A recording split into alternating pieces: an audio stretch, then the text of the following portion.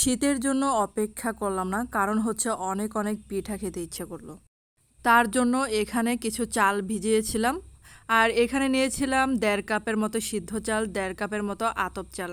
এটা ১ ঘন্টা ভিজিয়ে রেখে তারপরে যেরকম করে ব্লেন্ড করে নিয়েছি। আসসালামু আলাইকুম সবাইকে, কেমন আছেন সবাই? আশা করি তো ভালো আছেন।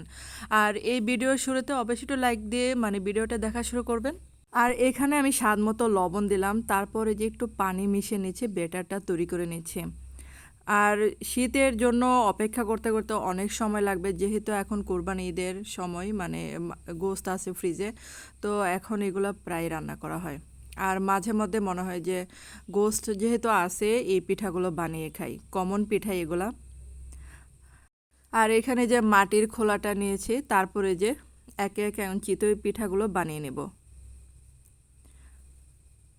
আর এই চিতই পিঠার খোলাটা কিন্তু পুরাতন, তার জন্য এটাতে দিলে অনেক ভালো হয় পিঠাটা, একদম লেগে থাকে না।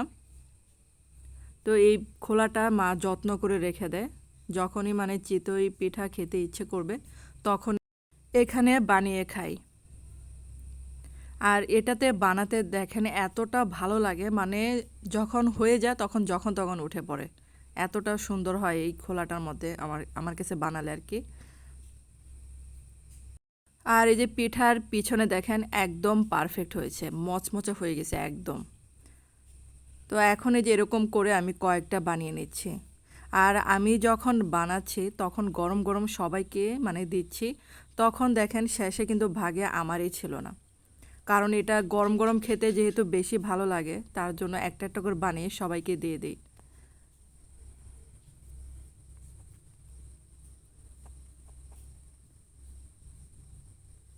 আর আমার হাতের চিতই পিঠা খাওয়ার পর থেকে কখন আর বাইরে কিনে খায় না।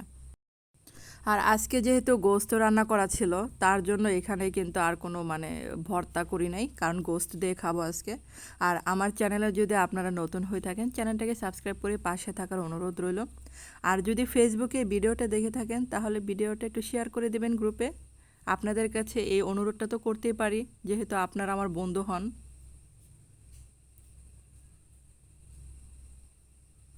আর এই যে একটা যখন ভাগে পেয়েছি, তখন এই যে গোস্ত দিয়ে খাওয়া শুরু করে দিয়েছি। ধন্যবাদ সবাইকে এতক্ষণ আমার ভিডিওটা দেখার জন্য।